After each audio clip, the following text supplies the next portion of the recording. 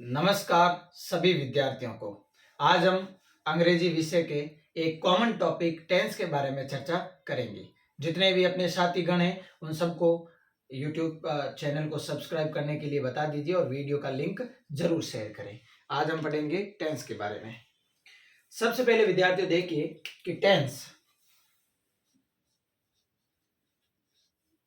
ऐसा कहा जाता है कि अंग्रेजी के अंदर जिसको टेंस नहीं आता है तो उनको हो जाती है टेंशन। तो टेंस का मतलब होता है समय या काल। समय या काल। यदि आपको पूछ ले कि टेंस की परिभाषा क्या होती है या टेंस किसे कहते हैं, भाई आप सबको ये तो सभी को आता है कि टेंस 3 प्रकार के होते हैं, उनके 4 भाग होते हैं, लेकिन आपको पूछ ले कि टेंस कहते किसे हैं तो आप कुछ शब्दों को बांध कर एक परिभाषा का रूप कैसे देंगे। तो देखिए सबसे पहले tense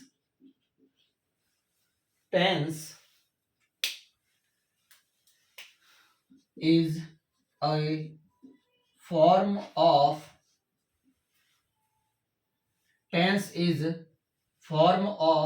a verb that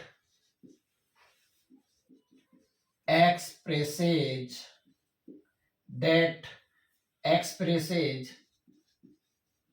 something happens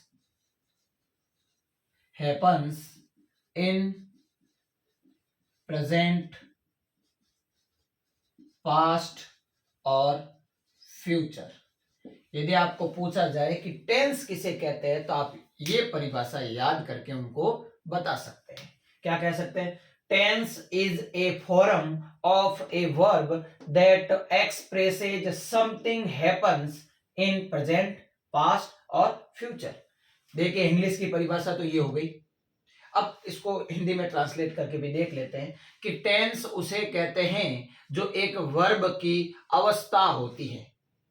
verb की एक अवस्था होती है, वर्ब की इस अवस्था को ही टेंस कहते हैं। जिसे हमें किन किन रूपों में देख सकते हैं? प्रेजेंट के अंदर देख सकते हैं, पास्ट के अंदर देख सकते हैं और फ्यूचर के अंदर देख सकते हैं। हम ये भी कह सकते हैं, कम शब्दों में यदि बताना चाहे तो यदि पूछ ले कि टेंस क्या है तो आप कह सकते हैं क्रिया का वह रूप जिससे हमें पता चलता है कि वह प्रेजेंट का मतलब वर्तमान का है, वर्तमान, भूत यानी भूतकाल और भविष्य। क्रिया का वह रूप जिससे हमें पता चलता है कि वर्तमान, भूत और भविष्य का हमें जिसे पता चलता है, क्रिया के उस रूप को ही क्या कहा जाता है? टेंस कहा जाता है। आगे समझ में? ये परिभाषा आप अपनी कॉपी के अंदर उतार लें। फिर आगे बढ़ते हैं, टेंस से आगे बढ़ेंगे कि टेंस कितने प्रकार के होते हैं, टेंस कितने प्रकार के होते हैं और उनके क्या क्या नाम है देखिए।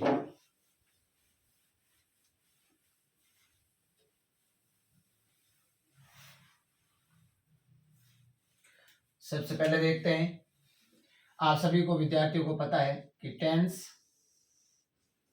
3 प्रकार के होते हैं। टेंस कितने प्रकार के होते हैं? 3 प्रकार के होते हैं। तो नाम, सबसे पहला टेंस प्रेजेंट टेंस, दूसरा पास्ट टेंस, तीसरा फ्यूचर टेंस। ध्यान रखना, इसको कहते हैं प्रेजेंट, इसको कहते हैं पास्ट, इसको कहते हैं फ्यूचर। तो टेंस 3 प्रकार के होते हैं, प्रेजेंट टेंस, पास्ट टेंस और फ्यूचर टेंस। हम ये कह सकते हैं कि टेंस कितने प्रकार के होते हैं? 3 प्रकार के। यदि आपको पूछा जाए कि टेंस कितने प्रकार हो गए तो कहनो कितना 3 प्रकार टेंस होया करे। बात आएगी सबने समझ में। अब हम एक एक भाग को अलग अलग करके देखेंगे कि किसका टेंस के अंदर कितने भाग होते हैं, उनके क्या क्या नाम होते हैं, उनकी क्या क्या विशेषताएं होती है। चलिए आगे बढ़ते हैं। ये सबने उतार लिया। फिर आगे देखते हैं हम प्रेजेंट टेंस के बारे में।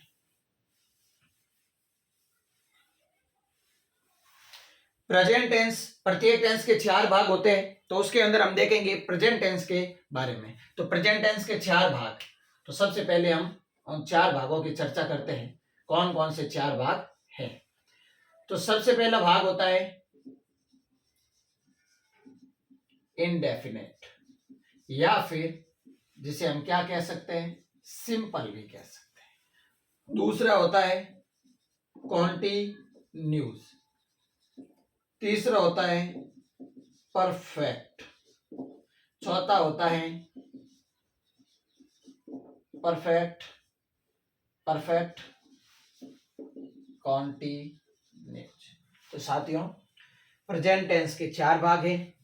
पहला हो जाएगा प्रेजेंट इंडेफिनिट या प्रेजेंट सिंपल टेंस, दूसरा हो जाएगा present continuous tense, present perfect tense, और चौथा और अंतिम हो जाएगा प्रेजेंट परफेक्ट कॉन्टिन्यूज। 4 प्रकार के टेंस हैं। टेंस पढ़ने से पहले मैं कुछ हल्की सी आपको जानकारी दे देता हूं कि देखो, जब भी ध्यान रखना कि कॉन्टिन्यूज आ जाए, क्या आ जाए, कॉन्टिन्यूज आ जाए, तो इसके अंदर वर्ब के बारे में चर्चा करेंगे कि वर्ब, जब भी ध्यान रखना कॉन्टिन्यूज आ जाए तो आपको वर्ब की आईएनजी फॉर्म याद आनी चाहिए, और जब भी परफेक्ट आ जाए तो वर्ब की थर्ड फॉर्म याद आनी चाहिए, याद रखना। और अब इसके अंदर देखो, परफेक्ट भी है, कॉन्टिन्यूज भी है, तो देख लो बाद में कौन सा है, तो कॉन्टिन्यूज बाद में, और कॉन्टिन्यूज में कौन सी वर्ब की फॉर्म लगती है, आईएनजी लगती है। तो ध्यान रखना इसमें भी वर्ब की कौन सी फॉर्म लग जाएगी, आईएनजी फॉर्म लग जाएगी। ये सबसे पहले है, इंडेफिनिट सबसे पहले है, तो इसमें कौन सी लग जाएगी, फर्स्ट फॉर्म। पहले सबसे पहले कौन सी फॉर्म होती है, फर्स्ट फॉर्म होती है, तो इंडेफिनिट सबसे पहले तो फर्स्ट फॉर्म लग जाएगी, कॉन्टिन्यूज है तो आईएनजी फॉर्म लग जाएगी, परफेक्ट है तो थर्ड फॉर्म लग जाएगी। इसके अंदर कॉन्टिन्यूज बाद में, और कॉन्टिन्यूज में कौन सी लगती है, आईएनजी, तो इसमें भी कौन सी वर्ब की फॉर्म लग जाएगी, आईएनजी फॉर्म लग जाएगी। हल्की सी जानकारी आपको अपने दिमाग में रखनी है। आज हम देखते हैं प्रेजेंट इंडेफिनिट या प्रेजेंट सिंपल टेंस के बारे में।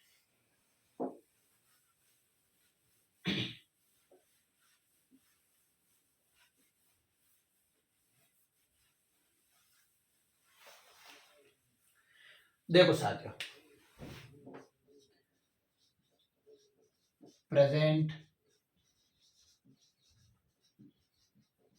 इंडेफिनिट या सिंपल टेंस, एक बात और बता देता हूं, टेंस की स्पेलिंग होती है TENSE, एक और आता है टेंस से मिलता जुलता सेंटेंस,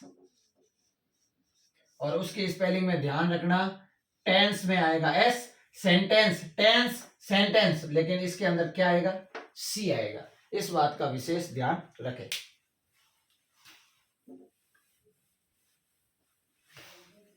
देखिए आगे, यदि प्रेजेंट इंडेफिनिट की बात करते हैं तो सबसे पहले आपको इनकी पहचानिक शब्दों के बारे में ज्ञान होना चाहिए। पहचानिक शब्द, पहचानिक शब्द।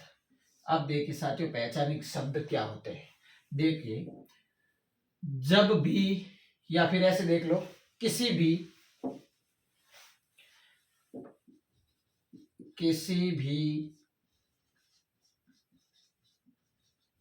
हिंदी वाक्य के अंत में वर्ब के साथ ताहें, तीहें, तेहें, ताहूं आदि शब्द आए, यदि किसी भी हिंदी वाक्य के अंत में वर्ब के साथ ताहें, तीहें, तेहें, ताहूं आदि शब्द आए, तो वहां पर कौन सा टेंस होगा, प्रेजेंट इंडेफिनिट या प्रेजेंट सिंपल टेंस होगा। बात को विशेष तौर से, बात को ध्यान से सुने, यदि किसी भी हिंदी वाक्य के अंत में, सबसे अंत में, वो भी किसके साथ में, वर्ब के साथ में, ये जो ता है, ती है, ते हैं, ताऊं, ये वर्ब के साथ में कनेक्ट होंगे, जुड़े हुए आएंगे। और यदि वर्ब का पता करना होगा तो इन शब्दों को वहां से हटाना और इनके स्थानों पर ना लगाना। जैसे देखिए, मैं आपको एग्जाम्पल से बताता हूं, राम पुस्तक पढ़ता है। अब देखो साथियों, इसके अंदर देखो ता है आया हुआ है, तो हमें ये तो पता चल गया कि यहाँ पे प्रेजेंट इंडेफिनिट टेंस है। तो अब हमें इस वाक्य के अंदर, इस सेंटेंस के अंदर यदि हमें वर्ब निकालनी होगी तो आपको क्या करना, पहचानिक शब्दों को हटाना और उनके स्थान पर ना लगाना, तो वर्ब ऑटोमेटिक आ जाएगी। तो देखिए सबसे पहले पहचानिक शब्द ये रहे, ता है, इन दोनों को, ता है को हटा दिया, पीछे क्या बच गया, पढ़ बच गया, और पीछे क्या जोड़ दोगे, ना जोड़ दोगे, क्या बन जाएगा, पढ़ना। तो वर्ब हमारी क्या हो जाएगी, पढ़ना, और पढ़ना वर्ब हमारी क्या हो जाएगी, पढ़ना, और पढ़ना को क्या कहते हैं, रीड यानी पढ़ना। वर्ब कैसे निकालते हैं, पहचानिक शब्दों को कैसे हटाते हैं, उनके स्थान पर क्या जोड़ते हैं, ये बात आपको समझ में आ गई। देखिए आगे, जब ये बात समझ में आ गई पहचानिक शब्दों के बारे में, तो आगे बढ़ते हैं। दूसरे स्टेप पे बात बनती है अपनी हेल्पिंग वर्ब की। हेल्पिंग वर्ब, वर्ब यानी क्रिया होता है, हेल्प यानी मदद करना, सहायता करना, इसीलिए इसका नाम है सहायक क्रिया। सहायक क्रिया। फिर एक नाम आता है main verb. Main verb, main यानी मुख्य, वर्ब यानी क्रिया, तो इसका नाम हो जाएगा मुख्य क्रिया। मुख्य क्रिया। देखो साथियों, इस हेल्पिंग वर्ब के लिए हम एक शॉर्ट टर्म से यूज करेंगे, शॉर्ट शब्द का प्रयोग करेंगे, वह है एच वी। मेन वर्ब के लिए हम प्रयोग करेंगे एम वी। आपको ध्यान में रखना है, एम वी और एच वी का मतलब क्या होता है, हेल्पिंग वर्ब और मेन वर्ब। अब देखिए इसके अंदर हेल्पिंग वर्ब कौन सी प्रयोग में होती है, तो आपको याद रखना है डू और डज, इसके अंदर हेल्पिंग वर्ब का प्रयोग किया जाता है। और मुख्य क्रिया का आपको पता है ही, सबसे पहले आता है इंडेफिनिट, इसका मतलब सबसे पहली फॉर्म, मतलब फर्स्ट फॉर्म। तो मुख्य क्रिया की कौन सी फॉर्म का प्रयोग होगा, फर्स्ट फॉर्म का प्रयोग होगा। अब देखिए साथियों, यहां तक सबको समझ में आ गया, तो थोड़ा सा आगे बढ़ते हैं, हेल्पिंग वर्ब के बारे में देखते हैं। देखो हेल्पिंग वर्ब दो है, और हम कोई भी वाक्य या सेंटेंस बनाएंगे तो उसके अंदर आपने पढ़ा होगा, या तो फिर एक व्यक्ति के द्वारा कार्य किया जाएगा, या एक से ज्यादा अनेक व्यक्तियों के द्वारा कार्य किया जाएगा। यदि एक व्यक्ति के द्वारा कार्य किया जाता है तो एक वचन कहलाएगा, एक से ज्यादा के लिए बहुवचन का प्रयोग होता है। तो देखिए इन दोनों का भी प्रयोग अलग अलग होगा। देखो DOES डज, ये शब्द हेल्पिंग वर्ब एक वचन सब्जेक्ट के साथ में, एक वचन कर्ता के साथ में प्रयोग किया जाएगा, और ये डू बहुवचन सब्जेक्ट या बहुवचन कर्ता के साथ में प्रयोग किया जाएगा। इतनी बात यदि आप समझ में आ जाएगी तो आगे बढ़ते हैं। इतनी बात समझ में आ गई सबको, चलो देखिए आगे।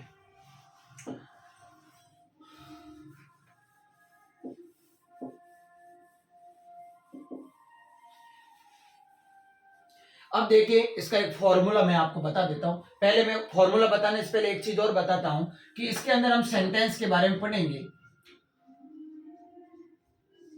आपने सामान्य से वाक्य सुने होंगे, राम पुस्तक पढ़ता है, वह खेलने जाता है, वह विद्यालय से आता है, वह खाना खाता है। ये सभी सिंपल सरल वाक्य है, तो इसीलिए हम ध्यान रखेंगे, इनको सिंपल सेंटेंस कहते हैं। क्या कहते हैं, सिंपल सेंटेंस।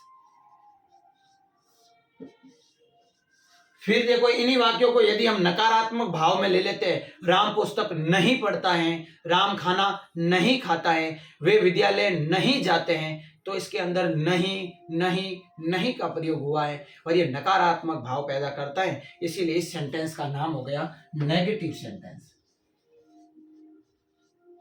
नेगेटिव सेंटेंस, सी आएगा। फिर देखिए यदि आपको इन्हीं प्रश्नों में, जो अभी आपने वाक्य पढ़े, इन्हीं वाक्यों को प्रश्नों के रूप में पूछ लिया जाए, क्या तुम पुस्तक पढ़ते हो, क्या तुम भोजन खाते हो, क्या तुम स्कूल जाते हो, तो इस प्रकार के यदि प्रश्नात्मक शैली में यदि प्रश्न पूछा जाए तो उन वाक्यों को इंटेरोगेटिव सेंटेंस कहा जाता है। इंटेरोगेटिव, ध्यान रखना है स्पेलिंग का, interrogative, interrogative, ROGATIV, interrogative sentence. और सेंटेंस के अंदर क्या आएगा, सी आएगा।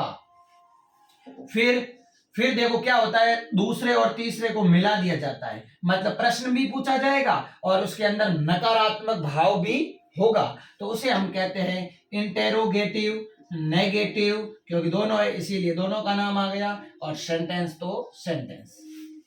यहां तक सबको समझ में आ गया सेंटेंस के बारे में। तो सेंटेंस, 4 प्रकार के सेंटेंसों के बारे में हम चर्चा करेंगे, जिसमें सबसे पहले सेंटेंस होगा सिंपल सेंटेंस, दूसरा होगा नेगेटिव सेंटेंस, तीसरा होगा इंटेरोगेटिव सेंटेंस और चौथा होगा इंटेरोगेटिव नेगेटिव सेंटेंस। तो देखिए, सबसे पहले हम सिंपल सेंटेंस के बारे में बात करेंगे।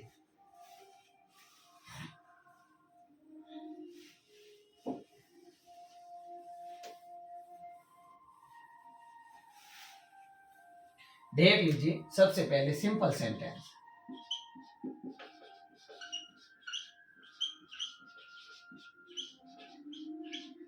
सरल या साधारण वाक्य।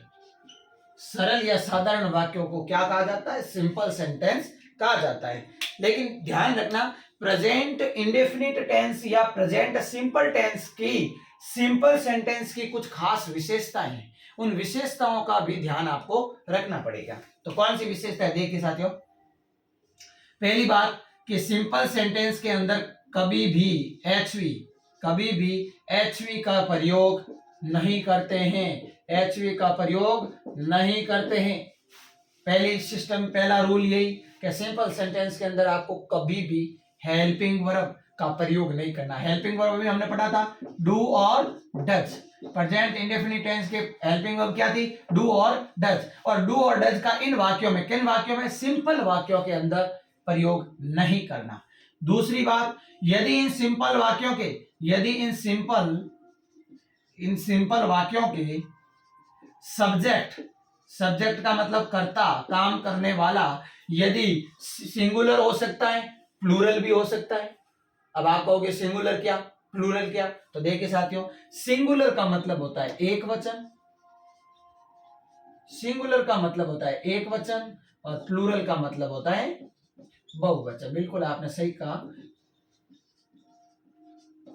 प्लूरल का मतलब बहुवचन होता है। सिंपल वाक्यों के सब्जेक्ट, यदि सिंपल वाक्यों के सब्जेक्ट सिंगुलर होते हैं तो क्या विशेषता है, प्लूरल होते हैं तो क्या विशेषता है? तो देखिए, सबसे पहले यदि सिंगुलर हो जाए तो क्या करना? वर्ब की फर्स्ट फॉर्म तो आती है, वर्ब की फर्स्ट फॉर्म तो आती है, उसके साथ में क्या लगा लोगे? एस या ईएस लगा लोगे। और प्लूरल आ जाए तो कुछ भी नहीं करना, सिर्फ फर्स्ट फॉर्म है तो फर्स्ट फॉर्म ही रहने देना, फर्स्ट फॉर्म रहने देना। इसमें किसी प्रकार का फेर बदल या छेड़छाड़ नहीं करनी है। ध्यान रखना, एक्चुअली क्या होता है, आप बार बार इनके अंदर भी क्या कर देते हो? छेड़छाड़ कर देते हो। प्लूरल के अंदर भी आप एस या ईएस लगा देते हो। तो ये आपको ध्यान रखना है, यदि सिंगुलर होता है तो वर्ब की फर्स्ट फॉर्म के साथ में एस या ईएस लगाते हैं, प्लूरल होगा तो वर्ब की फर्स्ट फॉर्म ही रहने देना, इसमें किसी प्रकार का फेरबदल एस या ईएस नहीं लगाना है। यहां तक सबको समझ में आ गया? तो थोड़ा सा वापस देख लेते हैं।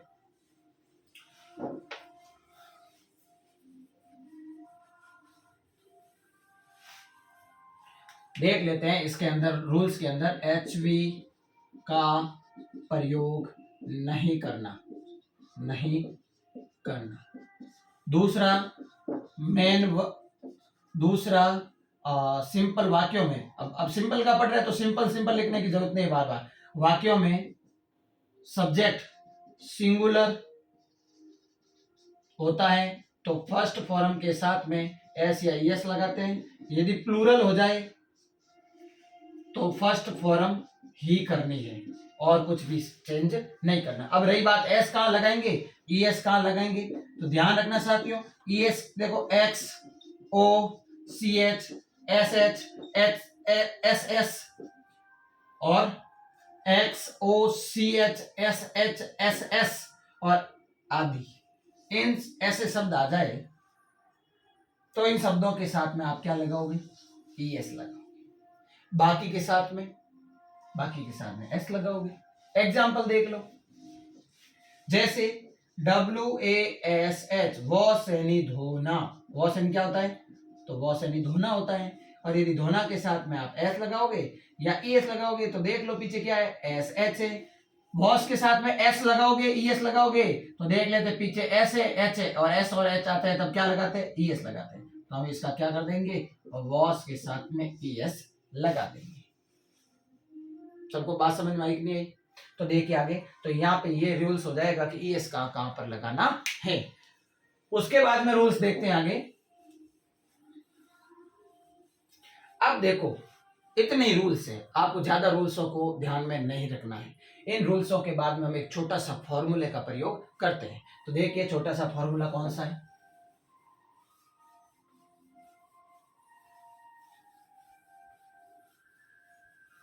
देख लीजिए छोटे से फॉर्मूले के बारे में। एक छोटा सा फॉर्मूला है SHMO। S का मतलब सब्जेक्ट, S का मतलब HV, M का मतलब MV, O का मतलब ऑब्जेक्ट। ये चीज आपको ध्यान रखनी है। S का मतलब सब्जेक्ट, O का मतलब ऑब्जेक्ट और HV MV तो आपको पहले से ही पता है। बस इस फॉर्मूले को याद रख लो, आपका एक भी गलत वाक्य नहीं होगा।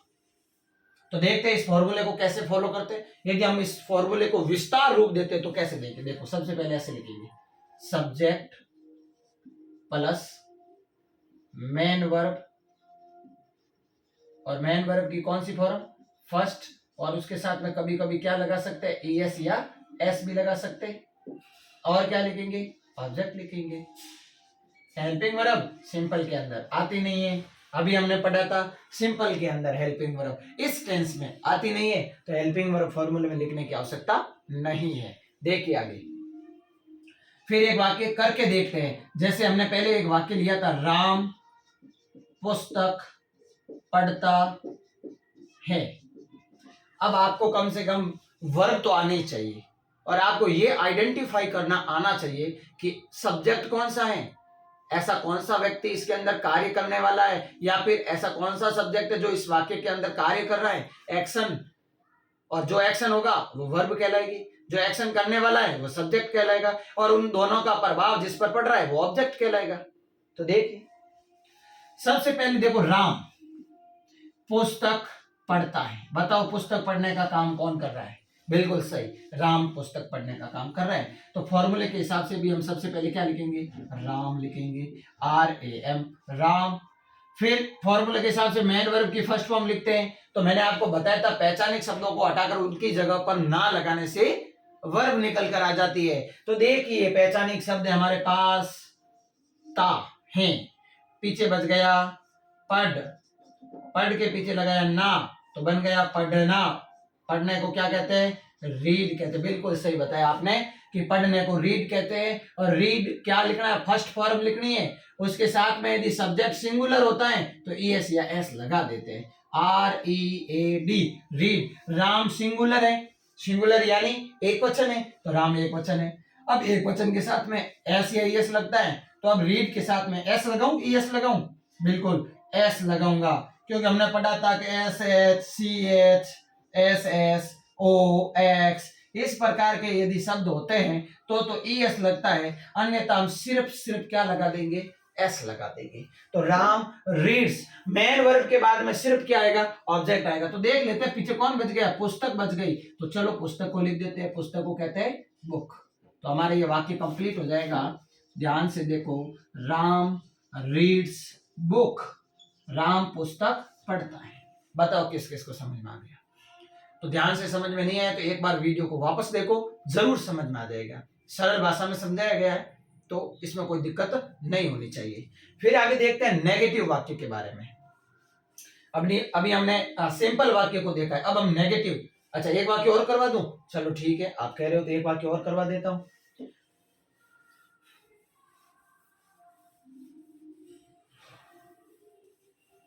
देख लीजिए, अब हम देखेंगे एक, हम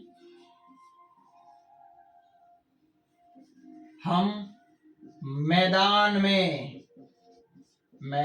में खेलते हैं, मैदान में खेलते हैं, बिल्कुल।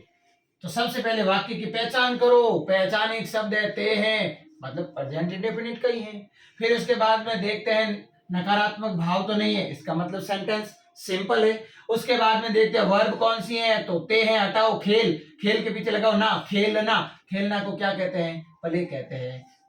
बताओ समझ में आया कि नहीं आया। दूसरी बात, कौन खेल रहा है, एक्शन कौन कर रहा है, एक्शन करने वाला है, हम खेल रहे हैं, हम खेल रहे हैं, तो सब्जेक्ट कौन सा हो जाएगा, हम हो जाएगा।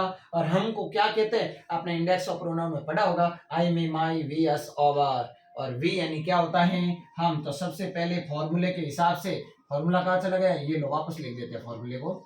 ये formula, subject, helping verb, main verb, object. Helping verb का प्रयोग नहीं हो रहा है तो छोड़ दो, आगे बढ़ जाओ। तो देखिए सबसे पहले हमने सब्जेक्ट लिखा वी, फिर आपको पता है हेल्पिंग वर्ब का प्रयोग नहीं करना, कोई बात नहीं, मेन वर्ब लिख दो। मेन वर्ब अभी हमने निकाली थी, मेन वर्ब क्या निकली, प्ले, तो ये लो प्ले। अब हमें पता है कि इसके अंदर एस या ईएस लगाया जाता है, लेकिन कब, जब सब्जेक्ट एक वचन होता है और वी हमेशा क्या होता है, प्लूरल होता है, प्लूरल होता है। क्या आप अकेले खेल रहे हैं, हम खेल रहे हैं, इसका मतलब हम खेलते हैं, इसका मतलब अकेले तो नहीं खेलते, एक से ज्यादा है, और एक से ज्यादा है तो बहुवचन है, और बहुवचन है तो बहुवचन के साथ एस और ईएस दोनों नहीं लगाते, तो इसलिए प्ले का प्ले रह जाएगा। फिर आगे बढ़ते हैं मैदान में, तो इन the ground, in the ground, तो ध्यान रखना, ग्राउंड, इन द ग्राउंड, या इन द प्ले ग्राउंड भी लिख सकते हैं, दोनों सही है। तो we play in the ground. अब साथियों मैं आपसे ऐसी आशा करता हूं कि आपको ये सेंटेंस जरूर समझ में आया होगा। अब आप घर पे प्रैक्टिस करना, कुछ वाक्य अपने मन से बनाना, प्रैक्टिस करना और उनको फिर देखना। यदि किसी वाक्य में समस्या आए तो कमेंट बॉक्स में उस वाक्य को टाइप कर देना, तो मैं आपका समाधान करवा दूंगा। फिर देखिए हम नेगेटिव सेंटेंस के बारे में पढ़ते हैं। हम पढ़ेंगे नेगेटिव के बारे में, negative sentence, negative sentence. Negative sentence का फॉर्मूला में फर्क आ गया, सिर्फ इतना सही कि आपको मन से क्या जोड़ना है, एन जोड़ना है। तो वापस देख लो, S H N M O, सनमो, वो तो था समो, ये है सनमो। याद रह जाएगा सबको फॉर्मूला, बस कुछ नहीं है, इसके अंदर उन्हीं वाक्यों को नकारात्मक भाव दे दिया गया है। जैसे राम पुस्तक पढ़ता है, राम पुस्तक नहीं पढ़ता। हम मैदान में खेलते हैं, हम मैदान में नहीं खेलते हैं, बस कुछ भी नहीं करना। और नॉट कहाँ आएगा, तीसरे नंबर पे नॉट आएगा। तीसरा मतलब एन ओ टी, नॉट में कितने वर्ड है, एन ओ टी 3, इसे याद रखना। तो नॉट को भी हमें तीसरे स्थान पर लिखना है, ध्यान रखोगे, बिल्कुल। देखिए क्या होता है, एक वाक्य इसी को ले लेते हैं, राम पुस्तक नहीं पढ़ता है। साथियों एक बात मैं वापस रिपीट कर देता हूं, सिर्फ प्रेजेंट इंडेफिनिट के सिंपल सेंटेंस में ही हेल्पिंग वर्ब का प्रयोग नहीं किया जाता है, बाकी वालों में किया जाता है। इसका मतलब नेगेटिव सेंटेंस के अंदर हेल्पिंग वर्ब का प्रयोग किया जाएगा।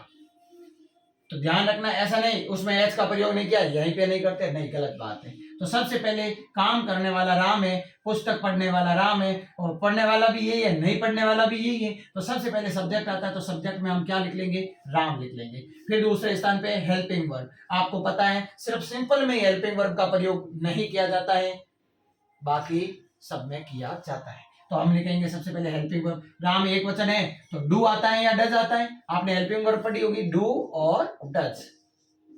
तो ध्यान रखना, एक वचन DOES, डज एक वचन के साथ आएगा। एक वचन को इंग्लिश में सिंगुलर कहते हैं और इसके पीछे एस है, तो ध्यान रखना, SS सिंगुलर, SS सिंगुलर। तो देखो राम सिंगुलर है तो डज आएगा, लो डज कर लेते हैं। अब आपको पता है एन का मतलब नॉट, अब देख लो नॉट के कौन से स्थान पे है, पहला नंबर, दूसरा नंबर, तीसरा नंबर, 3 वर्ड्स तीसरे नंबर पे, ठीक है। फिर मेन वर्ब लिखनी, और आपको पता है इसके अंदर मेन वर्ब की फर्स्ट फॉर्म का प्रयोग किया जाता है। और पढ़ता है, पढ़ना, पढ़ना को क्या कहते हैं, रीड। अब यहाँ एस या ईएस नहीं लगाना, एस या ईएस का रूल पहले वाले में सिंपल सेंटेंस में था, नेगेटिव सेंटेंस में इस प्रकार का कोई रूल या नियम नहीं है। फिर देखिए रीड लिख लिया, रीड के बाद में ऑब्जेक्ट, ऑब्जेक्ट क्या नहीं पढ़ रहा है, पुस्तक नहीं पढ़ रहा है, पुस्तक को लिख लो। तो Ram does not read book, तो आपका सही जवाब हो जाएगा Ram does not read book. दूसरा वाक्य देख लेते हैं, हम मैदान में नहीं खेलते हैं, हम मैदान में नहीं खेलते हैं।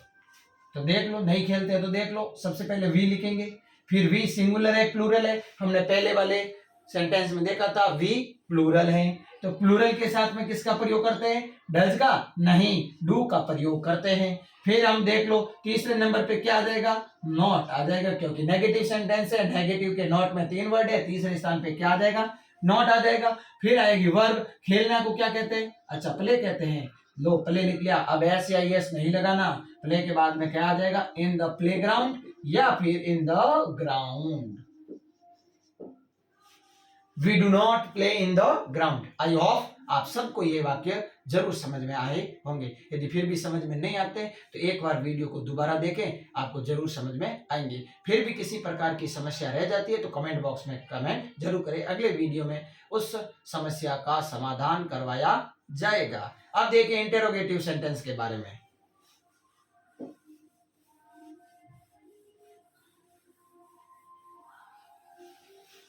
इंटेरोगेटिव, इंटेरोगेटिव, इंटेरोगेटिव, आप भी साथ साथ में बोलते रहिए। Interrogative, intero intero interrogative sentence, sentence, interrogative sentence. इसके फॉर्मूले में फर्क आ गया। क्या आ गया साथियों? हस्मो, समो था, अब हम हस्मो कर देंगे। कोई बात नहीं, सिर्फ एच दूसरे पे था, एस पहले पे था, हमने एच, हमारे एच को हम दूसरे से पहले स्थान पर लेकर चले गए, और इस बेचारे एस जो दूर पहले पे था उसको हमने कहाँ ट्रांसफर कर दिया? दूसरे स्थान पर ट्रांसफर कर दिया। बस इतना सा फॉर्मूला, पीछे एमओ तो सेम टू सेम है। तो देख लीजिए साथियों क्या होता है? हस्मो, इस फॉर्मूले का नाम क्या हो जाएगा? हस्मो। अब वाक्य देखते हैं, जो वही अभी हमने करवाए थे। जैसे राम पुस्तक पढ़ता है तो हम कहेंगे क्या राम पुस्तक पढ़ता है?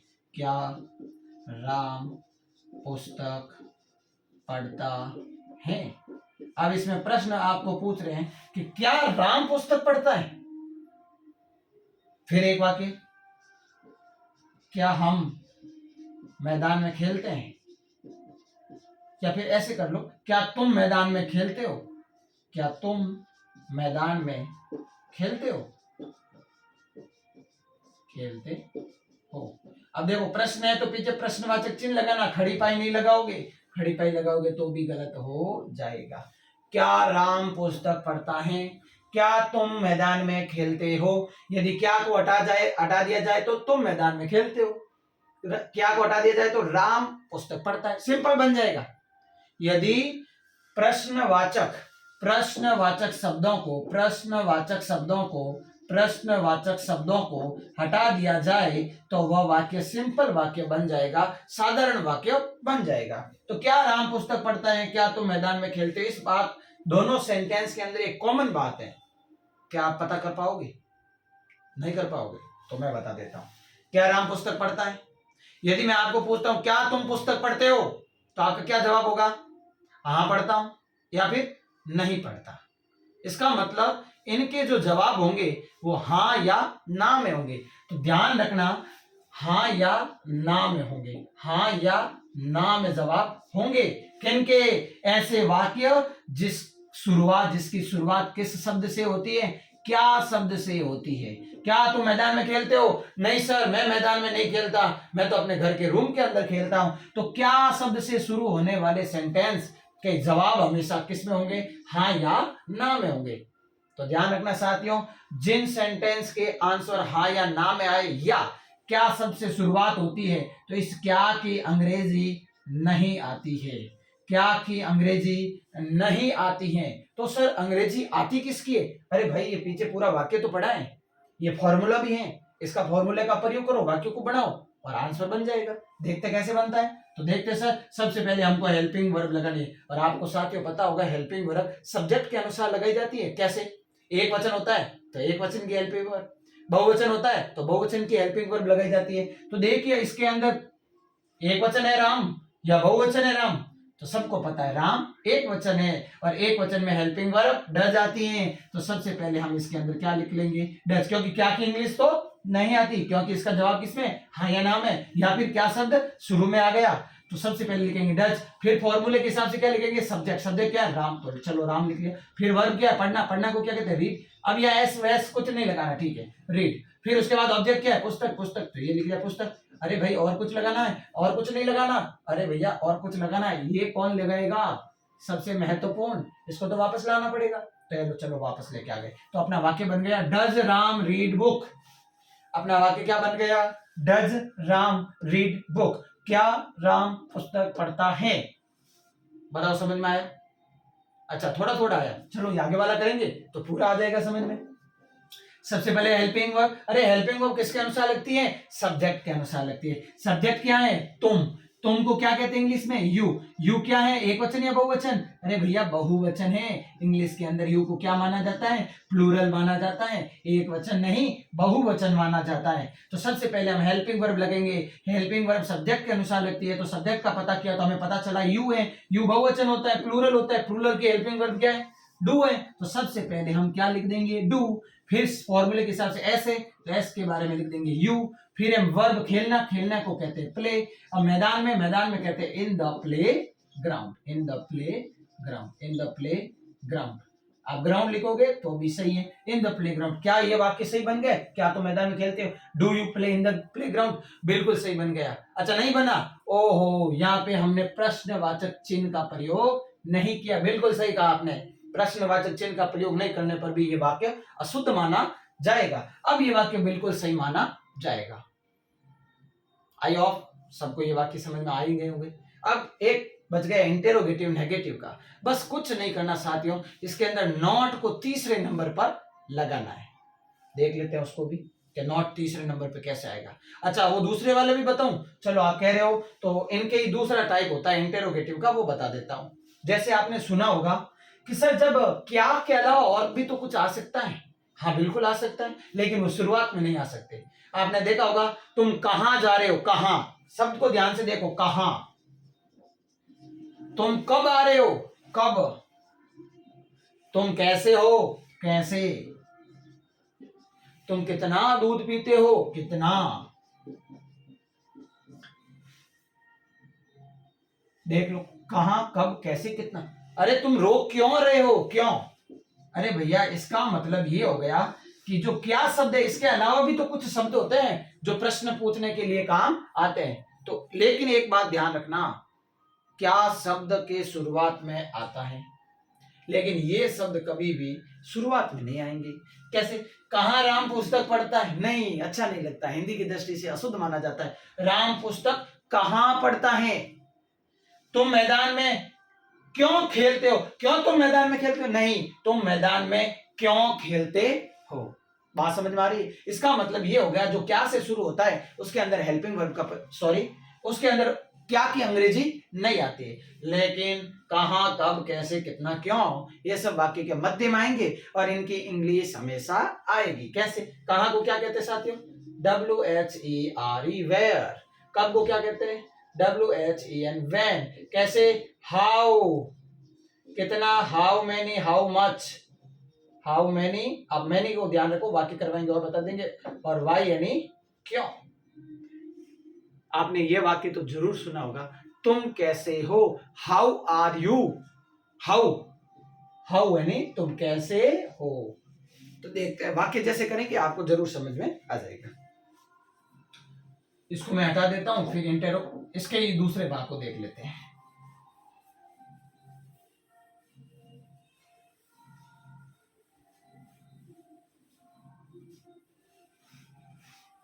देखो साथियों, सबसे पहले हम दूसरे एक वाक्य लेते हैं। राम पुस्तक क्यों पढ़ता है। यदि आपको पूछा जाए राम पुस्तक क्यों पढ़ता है तो आपका क्या जवाब होगा? कि राम पुस्तक इसलिए पढ़ता है क्योंकि उसको एग्जाम में पास होना है, क्योंकि उसे ज्ञान में, अपने ज्ञान में वृद्धि करनी है। लेकिन अपन को यहाँ पर इनका आंसर नहीं देना, इसको अंग्रेजी में रूपांतरण करना है, अंग्रेजी में ट्रांसलेट करना है। तो देखिए साथियों, इसके लिए फॉर्मूला तो आपको अभी मैंने बता ही दिया था, हसमो। ठीक है, तो सबसे पहले साथियों वाक्य को पढ़ो, राम पुस्तक क्यों पढ़ता है। तो सबसे पहले प्रश्नवाचक चिन्ह लगा हुआ है, इसका मतलब ये प्रश्न पूछ रहा है। तो यदि प्रश्न पूछ रहा है तो ऐसा कौन सा शब्द है जो प्रश्न पूछने में मदद कर रहा है, सहायता कर रहा है? क्यों शब्द ऐसा है जो प्रश्न पूछने में मदद कर रहा है। तो सबसे पहले प्रश्न पूछने में मदद करने वाले शब्द का अंग्रेजी लिखना है। तो क्यों को इंग्लिश में कहते हैं वाई। वाई यानी क्यों। उसके बाद में इस फॉर्मूले को लगाना है। तो सबसे पहले हेल्पिंग वर्ब, राम सिंगुलर है, हेल्पिंग वर्ब डू और डज होती है, तो सिंगुलर के साथ में क्या आती है, डज आती है। तीसरे नंबर पे राम, तीसरा मतलब इस फॉर्मूले पे दूसरा, लेकिन हमने तो तीसरा शब्द लिख लिया क्योंकि अंग्रेजी सबसे पहले लिखेगी। उसके बाद में हेल्पिंग वर्ब, फिर क्या लिखेंगे, सब्जेक्ट, सब्जेक्ट क्या है, राम, फिर लिखेंगे वर्ब, पढ़ना को क्या कहते हैं, रीड, फिर क्या लिखेंगे, ऑब्जेक्ट, ऑब्जेक्ट कौन है, पुस्तक, पुस्तक यानी बुक, और फिर उसके बाद में प्रश्नवाचक चिन्ह लगाना नहीं भूलेंगे। अगला वाक्य, तुम कब खेलने जाते हो। अरे भाई तुम जाते तो खेलने कब जाते हो, मुझे तो पता ही नहीं चलता, तो तुम कब खेलने जाते हो, तो इसका भी जवाब है हमारे पास, क्योंकि हम शाम को स्कूल की छुट्टी होने के बाद में खेलने जाते हैं। तो देखिए साथियों, तुम कब खेलने जाते हो, पहली बात तो प्रश्नवाचक चिन्ह लगा हुआ है, प्रश्न में मदद कौन सा शब्द कर रहा है, ये कर रहा, नहीं, ये नहीं, ये बिल्कुल। तो सबसे पहले इसकी इंग्लिश आ जाएगी, कब को क्या कहेंगे, व्हेन, फिर उसके बाद में हेल्पिंग वर्ब, तुम बहुवचन है तो क्या आ जाएगा, डू, हेल्प, फिर आएगा सब्जेक्ट यू, फिर उसके बाद में मेन वर्ब आएगी, मेन वर्ब क्या है, जाना, लो सर जाना आ गई, फिर कह रहे खेलना, अरे भाई ये भी तो वर्ब ही है, खेलना, जाना, कूदना, नाचना, रोना, धोना, हंसना, पीना, ये सब तो वर्ब है। अच्छा, जब दो वर्ब साथ में आ जाती हैं तो सर हम क्या करें, कुछ भी नहीं करना है, आपको इस दोनों के मध्य क्या लगा लो, टू लगा लो, टू कर लो, तो गो टू, खेलने को क्या कहते हैं, प्ले, लो चलो प्ले कर दो, ये हो गया काम खत्म। When do you go to play, तुम खेलने कब जाते हो, और फिर खत्म हो गया तो प्रश्नवाचक। अब सर हमें कैसे पता चलेगा ये खत्म हो गया, अच्छा तो देखो कब की इंग्लिश वैन आ गई, तुम की इंग्लिश यू आ गई, खेलना को प्ले कहते हैं, जाने को गो कहते हैं, दोनों के मध्य दोस्ती करवाने के लिए टू लगा दिया, और पहचानिक शब्दों के लिए हेल्पिंग वर्ब आती है, और ये इसके लिए ये आ गया था, प्रश्नवाचक का प्रश्नवाचक आ गया, अरे भाई पीछे कुछ बचा ही नहीं, तो फिर खत्म ही तो हो गया। बताओ समझ में आया कि नहीं आया, बिल्कुल समझ में आ गया, वेरी गुड। तो अब हम पढ़ेंगे इंटेरोगेटिव नेगेटिव सेंटेंस के बारे में, बिल्कुल हम इंटेरोगेटिव नेगेटिव सेंटेंस के बारे में पढ़ेंगे। देखो साथियों, इंटेरोगेटिव नेगेटिव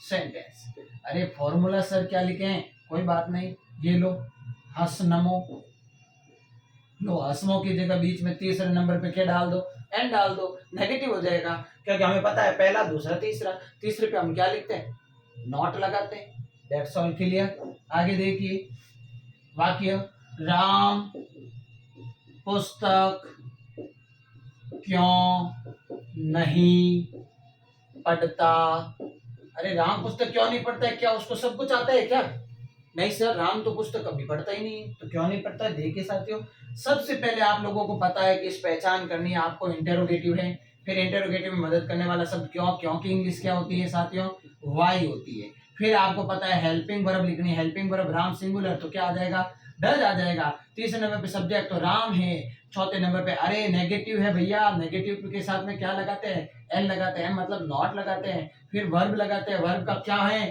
पढ़ना, पढ़ने को क्या कहते हैं, रीड कहते हैं, फिर ऑब्जेक्ट लगाते हैं, ऑब्जेक्ट क्या है, पुस्तक, पुस्तक को क्या कहते हैं, बुक कहते हैं। तो साथियों एक बार देखिए, why does Ram not read book, why does Ram not read book, ये वाक्य आपका बन जाएगा। सर इसमें और कुछ हम संशोधन कर सकते हैं, बिल्कुल कर सकते हो, आपने नॉट की शॉर्ट फॉर्म भी देखते हो क्या, नहीं देखते तो देख लो, ये डू है, डू के साथ में यदि मैं नॉट लगा दूं तो क्या बन जाएगा, डोंट बन जाएगा, क्या बन जाएगा, don't, do not, don't, can not, can not, या can't, does not, doesn't, will not, won't, shall not, shan't. अब लो कैसे कैसे शॉर्ट फॉर्म बन रही है, could not, couldn't, short form भी बना सकते हो आप, हेल्पिंग वर्ब और नॉट को अलग अलग भी लिख सकते हो। इस वाक्य को यदि मैं शॉर्ट फॉर्म से बनाता हूं तो देख लीजिए, why doesn't Ram read book, बस इतना ध्यान रखना है, शॉर्ट फॉर्म के अंदर ये नॉट है वो डज के साथ में जुड़ जाएगा, जुड़कर डज नॉट एक साथ डजंट कहलाएगा, और बाकी वाला Ram read book same to same आ जाएगा। तो ये दोनों वाक्य बिल्कुल सही है। Why does Ram not read book, why doesn't Ram read book. समझ में आया साथियों? ठीक है, एक वाक्य और करवाएं। चलो एक वाक्य और करवा देते हैं।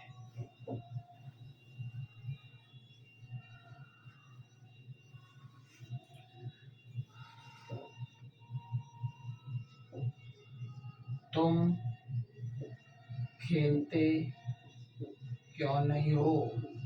अच्छा, तुम खेलते क्यों नहीं हो ऐसे नहीं होगा, ऐसे होगा तुम मैदान में लिख देते। तुम मैदान में क्यों नहीं खेलते हो? अब देखो साथियों, प्रश्न भी पूछा गया, नेगेटिव भी है, तो प्रश्न और नेगेटिव दोनों हो जाते हैं, तो कौन सा सेंटेंस है? Interrogative negative sentence. फॉर्मूला क्या? हसनमो। ठीक है, शॉर्ट फॉर्म वाला आपको बता दिया। ठीक है, अब सबसे पहले इस फॉर्मूले के हिसाब से पहले तो आपको प्रश्नवाचक चिन्ह की मदद करने वाला शब्द वाई, क्यों को क्या कहते हैं? वाई कहते हैं साथियों। फिर आप सब हेल्पिंग वर्ब, तुम बहुवचन है, बहुवचन के साथ क्या आता है? डू, तो बिल्कुल डू आता है। और यदि नॉट साथ में लगाना चाहते हो तो क्या बन जाएगा? डोंट बन जाएगा। लो, डोंट बना दिया। फिर तीसरे नंबर पे सब्जेक्ट, तुमको क्या कहते हैं? यू कहते हैं। फिर हमने नॉट को साथ में लिख लिया, तो अब बार बार लिखने की आवश्यकता नहीं। फिर वर्ब, वर्ब क्या है भाई? खेलना, खेलने को क्या कहते हैं? अच्छा, प्ले कहते हैं। लो, प्ले। अब ऑब्जेक्ट क्या है? मैदान में, तो इन the ground, in the ground. प्रश्नवाचक चिन्ह लगाना भूलना नहीं है। तो why don't you play in the ground, why don't play you in the ground, why don't you play in the ground, बिल्कुल सही वाक्य बन जाएगा। और किसी भी प्रकार के वाक्य में यदि कोई समस्या आती है तो आप कमेंट बॉक्स में उस वाक्य को जरूर टाइप कर लीजिए, और उसके बाद में उस सेंटेंस के बारे में हम अगले वीडियो में जरूर चर्चा करेंगे। यदि फिर भी आपको ये टेंस समझ में नहीं आता तो इस वीडियो को एक दो बार और देखिए, जिसकी वजह से आपको वीडियो के अंदर जितनी भी बातें बताई गई है वो सारी समझ में आ जाएगी। लेकिन एक शर्त है, क्योंकि आपको वर्ब तो आपको खुद को याद करनी ही पड़ेगी। वर्ब याद करोगे तभी तो पता लगा पाओगे कि खेलने को क्या कहते हैं, पढ़ने को क्या कहते हैं। अब आप लिख रहे हो खेलने को खेलना लिखते हो, पढ़ने को पढ़ना लिखते हो, तो फिर उसका कोई समाधान नहीं है। कुछ मेहनत आप करो, कुछ मेहनत मैं करता हूं, दोनों मिलके हम इस टेंस को आराम से आसानी से सीख जाएंगे। आज प्रेजेंट इंडेफिनिट के सिंपल सेंटेंस के बारे में पढ़ा है, और हमने नेगेटिव के बारे में पढ़ा है, इंटेरोगेटिव के बारे में पढ़ा है, इंटेरोगेटिव नेगेटिव के बारे में पढ़ा है। अपना सिंपल यानी प्रेजेंट इंडेफिनिट टेंस आज कंप्लीट हो गया है। अब हम कल पढ़ेंगे प्रेजेंट कंटिन्यूज टेंस के बारे में।